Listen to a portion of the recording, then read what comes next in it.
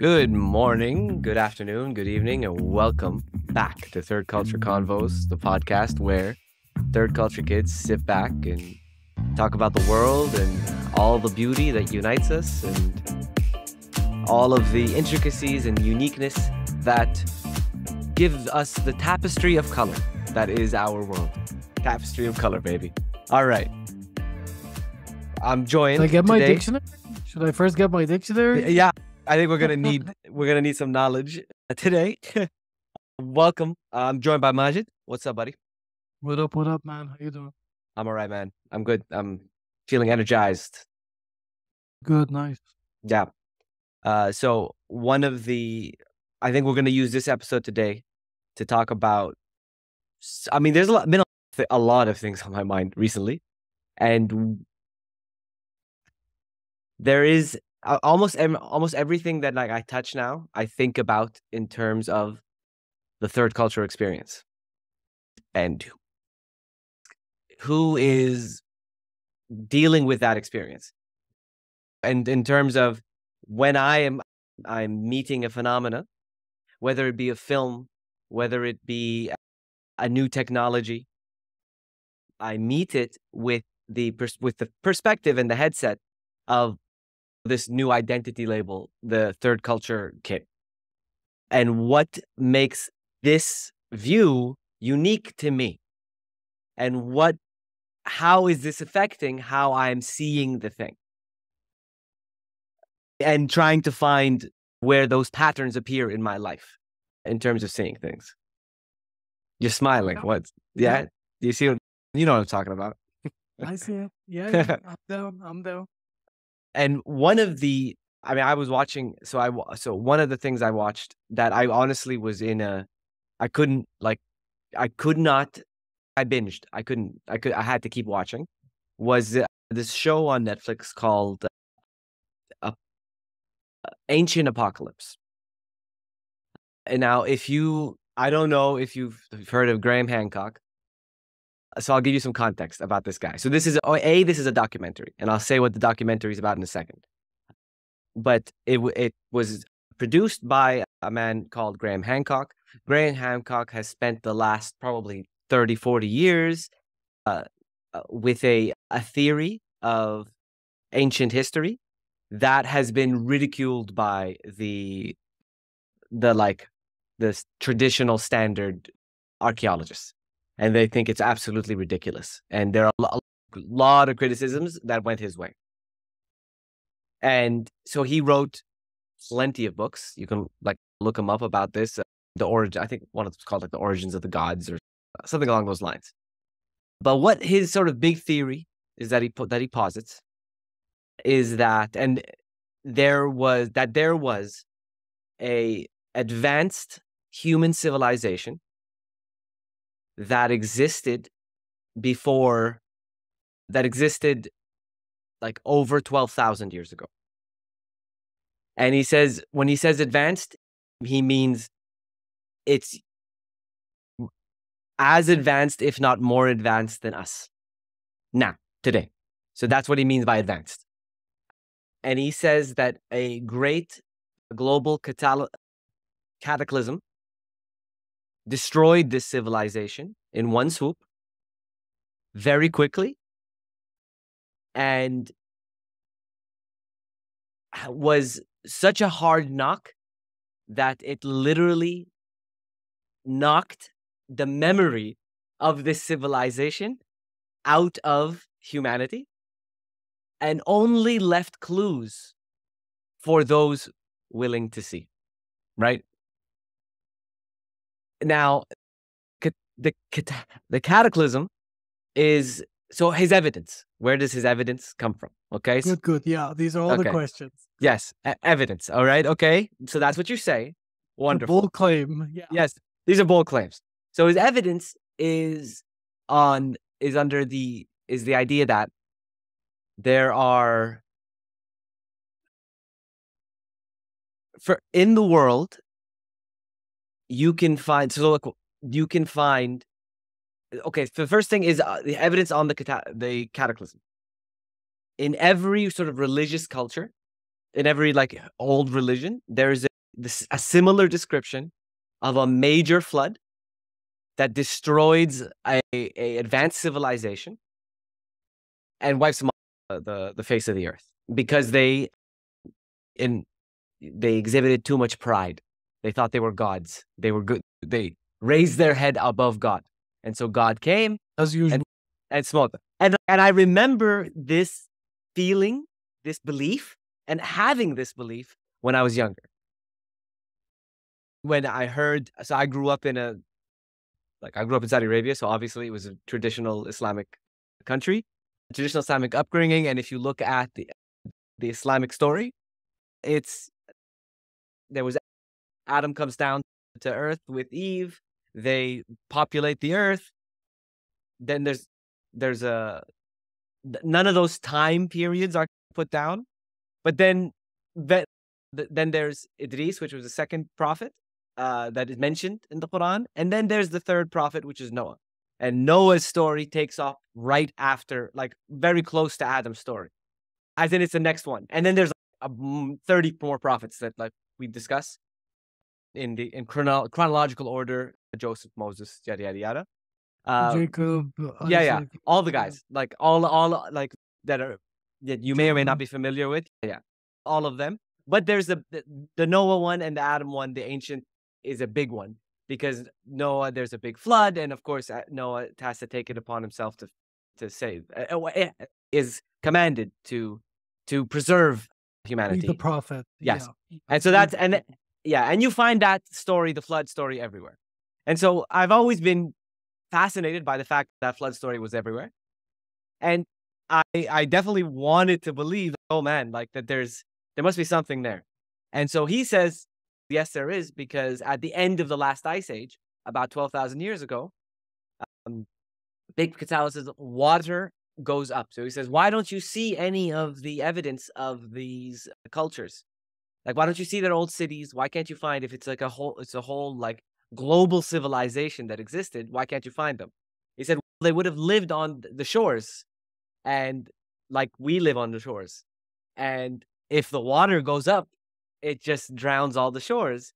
And if you go to places like now, so he starts off in Indonesia, and Indonesia was a big peninsula initially, like a big landmass. And it says at the top of one of the mountains in Indonesia, you can find the remnants of an old school pyramid. And it's a huge mega complex. And he's like, look, it's clear. It's right there. Like, you see it. And he shows you like aerial footage. Look. And he's like, how did this? And look at how old, like, how did this get? That's crazy. Yeah. And then he goes to Malta. And this is I'm fascinated. He goes to Malta. And he goes, and like Malta apparently has, like 30 temples, old ancient temples. And they're all facing like a particular star, but they're all like slightly off. And as you go down the country, that they're like, okay, this one's slightly to the left, this one's slightly to the right, this one's slightly to the left, this one's slightly to the right. And then he's like, why did that happen? He's like, over a period of time, with the Earth's wobble, that star would go off from where it's supposed to be. And so every time it goes off, they have to make another temple to just adjust for that. And so that's why as you go down the country, you just see them slightly move and they line up directly with the wobble of the earth, of the stars that are there. And then he says, and you can see remnants of roads going into the water. And you look at this stuff. And then he goes, and serpents, like the imagery of a serpent. Always there's an imagery of a serpent. And why is it a serpent? Why is it? And then he said, if you look up to the sky and you look at comets, because ancients would have been just really in touch with the sky, and they look up at the sky, you'll see a serpent coming at you. And what's that? Those are comets. A great battle in the sky when so what he says is that around the end of the ice age, a big comet comes down. He points out the spot where it is and says it destroys everyone. The survivors of this civilization then go with boats to the rest of the people in the world, the hunters and the gatherers on ships, and teach them how to make big megaliths. So Stonehenge, so all the other ones that are really old, teach them how to make it and make a Gölbeki in the buried ones that are in Turkey. And dude, I saw a buried city that actually exists now. Like, you could go in and look at all the rooms in this, like, a city that could hold 20,000 people is underground city. They're like, why would they build an underground city if they weren't fearful about another serpent attack from the sky? Why would you try to build it underground? And it's there, and it's crazy, and it has, what, 50,000 vents so that you can breathe.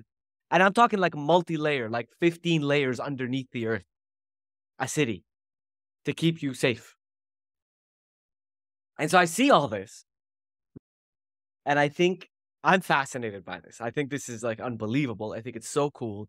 I think it, and apparently, like, they get on the ships, like, and they go to people and they tell them to build megaliths and put serpents on them to remind future generations that, hey, this happened to us and it can happen to you. And so keep your eye on the sky. Keep your eyes on the sky. And then, when you think about today, and this is the thing, if you think about today, and if a similar type of like comet came and hit us, then it would destroy everything. And we have no defenses. None against this stuff. Israel does.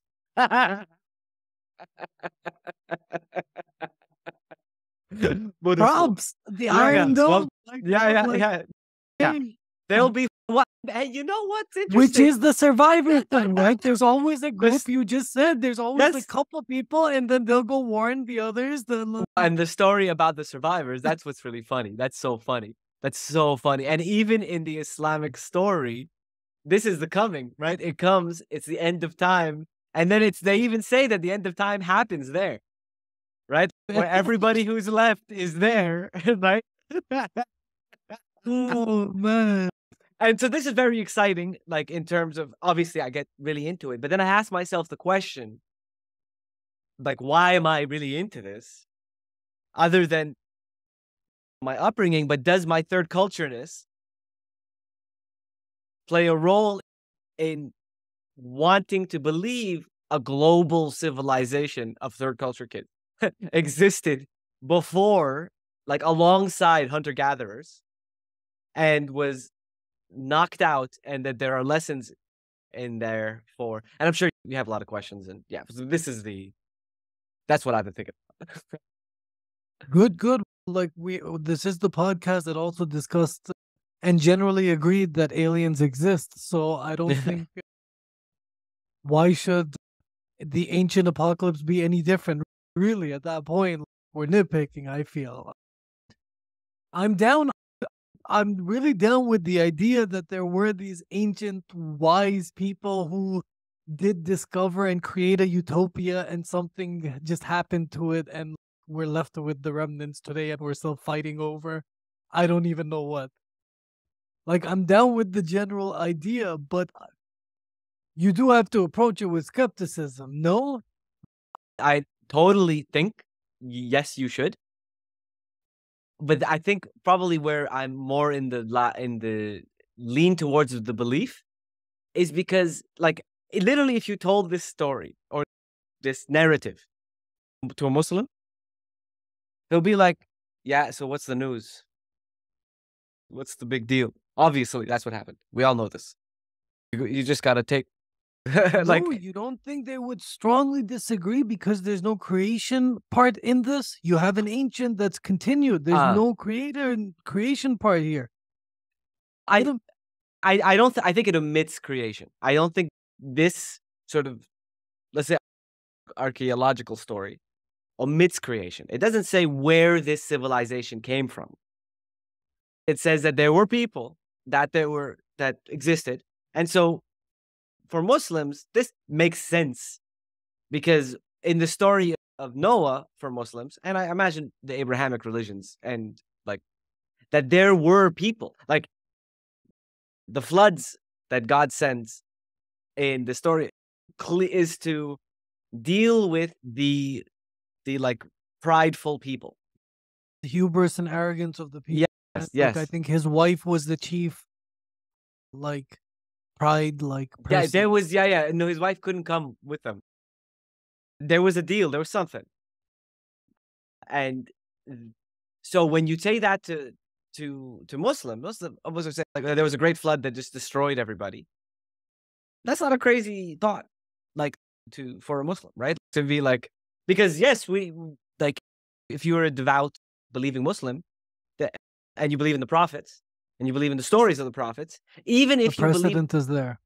yeah, that's it. You'd be like, oh yeah, there was a big flood and totally like it killed someone, like, and that's uh, you believe even yeah everything, like even the Dead Sea, like the source of the Dead Sea itself is the literally the earth was picked up, turned around, and flat back down again, and left the Dead Sea at its wake, and believe that if you go down to the bottom of the Dead Sea, you'll see the remnants of all this of the city.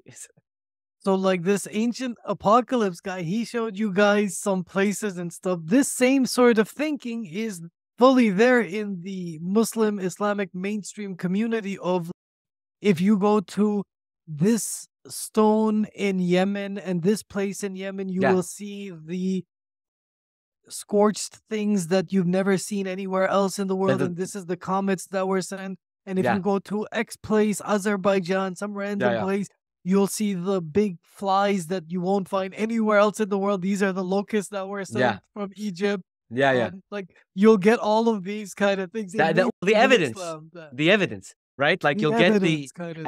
and when reading, this is probably the most common thing that I hear is like whenever there's a new scientific discovery or something, they'll be like, what's his name? What's his name? That guy? What's the guy? That guy's name? Yes, exactly. Look, brother has a question. It says, verse 32, 605, he's gonna drop in it. And then the Bible and then the Torah too. Yeah, Part one, verse 2 other he's like, parts. we already know. You can't. This is a guy you can't surprise with anything. Like, there's nothing new. The guy knows everything. And that archetype, that exact thing, that's it. That's exactly what I was thinking. I was thinking, on the one hand, this is blowing my mind. Probably the evidence, because I guess as time has gone on, I've become like, I'm like, okay, flood. Sure. As a Muslim, I got to believe that there was a flood. But the size of the flood, the scale of the flood, what it did, like all of that, maybe it like flooded like Europe. Maybe it flooded like Turkey. Maybe like size that big. But like the Indians, they were fine. They had nothing happened to them. Like the Indian Peninsula was fine. But a global flood that destroys the world. What the guy was saying is that this group, like this ancient civilization, also exists because this was the Ice Age. They could only really be built. They could only really exist in outside of the extremes. So outside of the like Northern Europe off limits, right? They're not going to be there. The population in will the be centered tropics. around one like warm area as opposed to people, Eskimos and stuff living in Yes. remote places. Yeah. Too cold. Yeah. Yeah, and so they would be there, and so there's a lot of explanation, and then even a lot of the criticism comes with why isn't there any like tools? Why don't we see any crazy technology? Why don't we see anything that kind of goes up and like why don't we see any of that stuff? And he says, honestly, we haven't been looking. Right? Like I was like, it's all under the water. While we're busy going up there, Yes. we might find something down. Yeah. Don't look to the outer, look inside. Yeah. Yeah. That's crazy. I would like to believe. Like, I'll tell you straight up. For example, like with aliens, I'm telling you, I really believe in aliens, like 100%. This one, I would need to see the documentary. even after seeing the documentary, I might have some questions and skepticisms, but I wouldn't dismiss it necessarily either because again, like there's a lot of stuff in the ocean that we just haven't even looked at or discovered. Yeah, it's like most of the ocean is not, and we're not even talking about the deep parts, like the deepest Well, part. just even on the surface, there's so many unanswered questions in terms of what you mentioned with Stonehenge or the pyramids. There's so many unanswered technological questions. Yeah. Like, how did you get it done? How is it still like up there kind of thing? Yep. The logistics of it, like really like on a very practical level. If we have this many unanswered questions for these kind of like in our face monuments, who knows what's down there? Well, Yes, you why can you not absolutely have entire cities and buried? you know what I Atlantis think, where I think this is where I think the most potential comes from this isn't it's, and this is probably where I would agree with Graham Hancock about the beef against the like old school traditional, built their career on the cradle of civilization being 5,000 years old and nothing beyond. There's impossible. A bunch of monkeys were going to be able to figure out pyramids, and and the explanations that they provide. Oh, it was chance. Oh, everybody just built pyramids around the world at the same time by accident. Crazy. um, in different places. yeah, Not yeah, even okay, the yeah, Arab yeah, world, like sure, yeah, I yeah. get it. Like they have a design aesthetic. Um, No, like Machu Picchu and then I don't know where. yes, yeah. I know. But the best part is when like they'll find. I love that when they find cities and temples that are like 10,000 years old, and they find them. They're like these. What's this thing? Like, what is this? Petra was like that, no? Like Petra Jordan was Oh kind yeah, of like it's like hidden. Yeah, yeah. It was lost. Like they forgot. It was the lost city. They forgot where it was, and then, but the Bedouin knew where it was, right? Like the people that lived there knew where it was, but nobody asked until Indy Jones stumbled upon it. Yeah, until yeah. he fought. Yeah. So what I like, and I think where there's something in it for us, is twofold. On the first hand, I would much rather live in a world of wonder than live in a world of cynicism, let's say, or there's nothing here to see. I'd rather see the beauty in the world, the mystery in the world, because mystery allows me to open up a question in my head and to explore, to discover, to be even creative.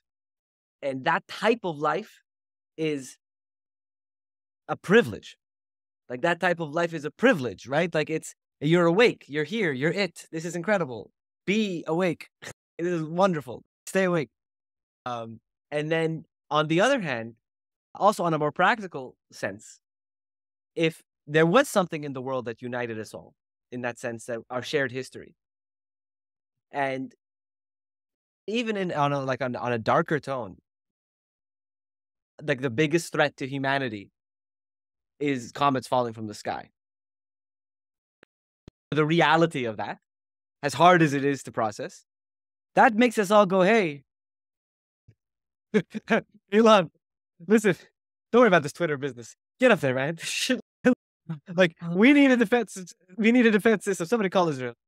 I've already mentioned straight up, I've already mentioned the company that makes this. They've already proven it very well. Yeah, we're gonna be shielded. It's like I don't know about them. This actually might clear up the situation for us. The problem will solve itself. Oh boy! And so I think This I is on see. the second Yeah, anniversary, or I just want to mention it's on the second anniversary of Nagba. We're making like jokes about yeah, this. yeah. Oof. Oy. Yeah. As they shut down the accounts. It's a very Jewish way of dealing with trauma to laugh about it and make jokes about it. I also watched Jewish matchmaking too. So Oh wow. after having watched Indian matchmaking, I watched Jewish matchmaking, Yeah. and everybody's trying to hook up, right? Like everyone's trying to match, and it's the wisdom that in matchmaking. It's just yeah, but that's so as a third culture kid, I see the wonder, and that excites me and brings me like closer to it, and also the seriousness of let's get our threats in order like uh gay people aren't the threat to the planet that you think they are. Like, it's really that this doesn't necessarily affect you in the same way that doom, destruction, and apparently we're due a comet. Like, apparently there are windows of time, and what these guys had figured out, the ancients had figured out through their advanced understanding of the skies and the stars, is that every like 12,000 years is you're in a danger zone. You're in a hot period, and we're in that hot period now. I can believe that too, because there is precedence again in nature. Just volcanoes have almost a due date, earthquakes almost have a due date kind of thing. So like I Well, can believe that. and we believe without like question that a comet destroyed the dinosaurs civilization. Like, it wasn't a civilization, but it destroyed all big life on Earth. And if it wasn't for the little ones that were able to go underground and deal with the apocalypse that happened after, that ultimately repopulated the Earth and ushered in the age of the mammal from the age of the dinosaur, like, that's not up for debate. Everyone's and like literally, you can go visit the site of the crater, right? Like, you can go see, and it was the same. Like, literally, the guy was showing us the site of the crater, right? This is where the thing landed, and can you tell? Look at the stones, look at this, and he talked to these guys, and then he asked all these researchers. He's like, why do you think they don't want to buy this? Literally, this documentary is like war. It's war against the the traditional archaeologists. It's okay. Bring your evidence. I'll bring my evidence, and we'll see. And it's full out war, and it's interesting to see where it's gonna go. It's also, by the way, it doesn't have to be one giant comet that takes out the entire Earth. We could be at a tipping point in terms of this climate change. We've already there, and one little is the final straw that breaks the camel's back, right? Like a comet comes in, melts an ice cap, and that's halas. Like that Dude, has if begun. we Like, could it couldn't just be one giant event. It might be one little thing that domino effects into some other stuff, or butterfly effect, even both of them. we could use the petrol, all the gas in the world to blow that. Like, you definitely need that sort of cowboy Rambo mentality, like Armageddon. Like, you're gonna need those guys. Like, that's who we're gonna call on. Our last hope. Yep. Yep. That's exactly what'll happen. And we're on the way. Elon Musk will put together the super team. I don't know who'll be on the super team. There'll be either the super team that, look, I'm very cynical in terms of human behavior. There'll be the super team that's going to try and save the world, but there'll also be the super team that might feature Elon Musk that's going to run away to Mars. They're going to say, hey, F this, we're going to Mars. That's what I paid for the last 10 years, 20 years research to live up. We're going to, Jeff, come with me. Exactly. Oprah, yo, Jeff, like, let's go. Get on. We'll leave Putin and Joe Biden to take care of this. Exactly. They can give the Independence Day speeches and stuff. We're out of here. Yeah, you guys, like, you see them? Shoot the nukes. You guys are stockpiling nukes. Does Pakistan have nukes? Shoot them. Everybody, all together now. Everyone, like, line up in a show of global unity. Hashtag. Oh man, I think at that point you want a Trump in charge too, like just a wild guy, like a wild guy to be like, yo guys, hey, like, this is the biggest rocket I've ever seen. That's what they say. The biggest one. They say. I don't say. They say the biggest one. The biggest one. A lot of people say it's big. It's real big. I miss you, bro. I miss DJT. Yeah. With the entertainment. I'm never going to forget that speech from Independence Day that Bill Pullman gives at the end of the film. That speech, it burnt into my heart. It's like, even the wars we fought prepared us for this day. Right? Like, and today is our Independence Day. The way he says it and stuff. Yeah, man. It's unbelievable. It just gets you, like, I'm still getting. Go humans, go. Yeah, go you. Go. The entire cinema was chanting. Like Yeah, we're yeah. sitting in Dubai and everybody's chanting USA. NWO, NWO. So that's where I've been sitting with that. I'm thinking about that, and so tying it back to what I was saying initially, third culture kids. I wonder if third culture kids, and maybe if any third culture kids listening to this, please. Apparently, still Spotify has a new feature where you can. There's like a little Q&A box. So if you open up what you're listening to us on, and you just scroll up a bit, you'll see Q&A, and you can actually add your thoughts. And so please do, because I want to know if, as a third culture kid, are you more inclined to be excited about this and to buy it? Or are you like, no way, man, I didn't know you were that crazy? Are you like that? Like, no, man, I'm third culture kid and I don't like nothing. And I'm curious. I'm really curious if that's what connects us all. If that's a connection for us, or if and that's why I'm excited because I'm a third culture kid, or no, for some other reason. I'm excited for some other reason that I'm aware of. It could also be a multitude of reasons. You are a nerd geek. Like it might not just be Oh, the yes, third culture absolutely. persona within you. It might be like 2, 3, 4 personas within Totally. you. Totally. And so like you guys gotta let me know if you people need to let me know. You use the new features. Technology now allows for you to chat. And ChatGPT lets you ask the question. You don't need to do anything. Just Well, copy paste from one thing to another. man, oh man. And with ChatGPT, I've been playing. And here's a big like a here's the 20% learning that like will come up that'll give you 80% of the results. And it's how to think about ChatGPT. So those of you playing around, messing with it or not messing with it, actually in a lot of countries you can't use it because it's still not open to those countries. So sorry about that, guys. But if your friend can register you in the States, and then once you're registered, you can access it anywhere. So that's a little piece of information for you. But one of the things to think about it is not as a encyclopedia, as like a fact source or as a knowledge base, but think of it as a reflector, as a mirror, because it's a reasoning model. It's not a knowledge model.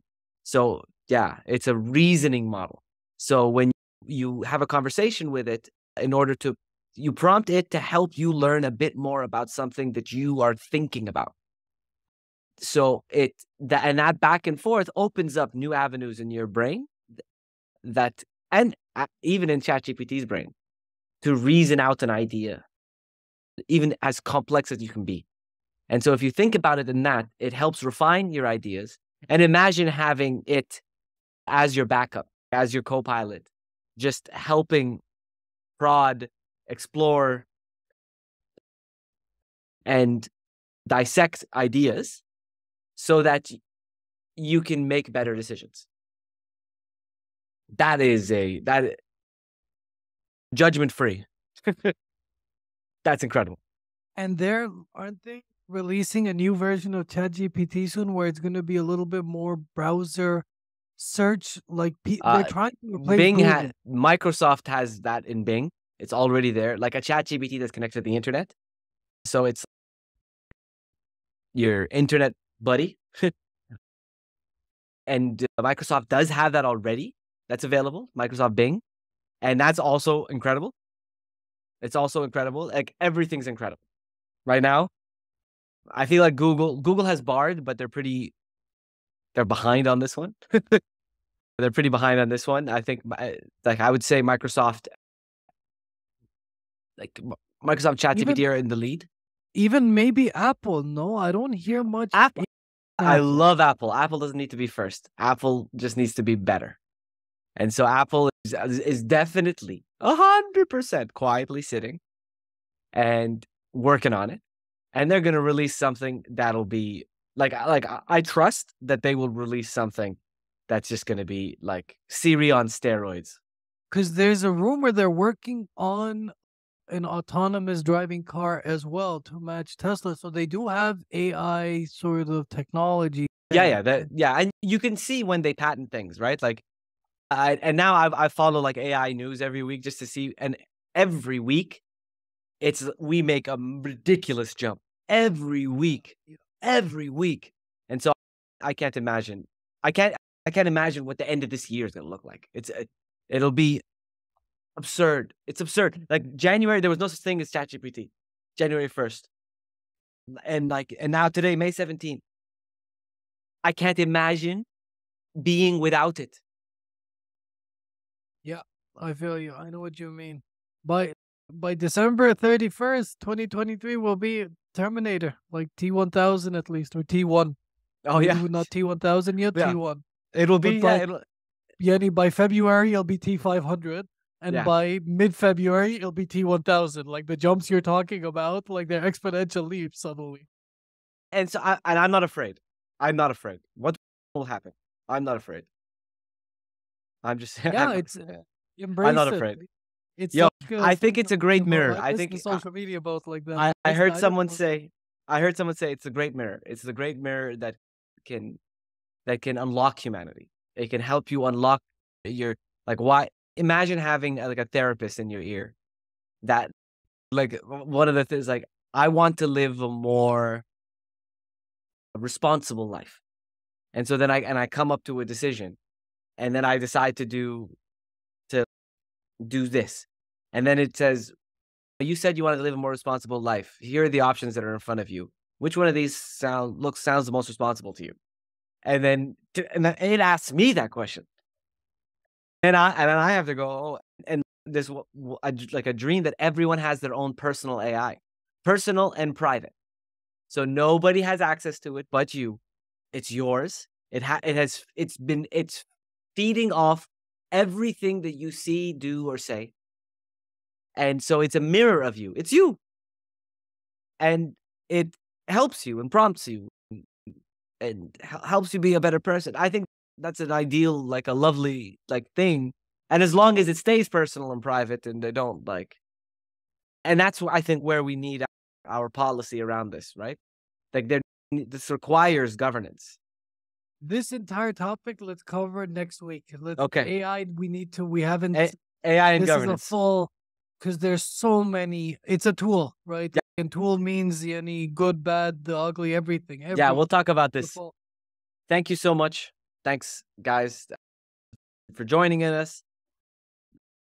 Please make sure to come back next week where we have our third culture convos and we talk about what's next and what's coming up and what unites us all as a thing. Make sure if you like this topic, like, subscribe, share with your friends, and please let us know in the Q&As, guys, what you guys thought. Do you think we're crazy? Think we're off our rocker? Or do you think, oh, yeah, you're speaking truth? No one's saying for sure, but just maybe. Do you accept that there might be a possibility? What do you think?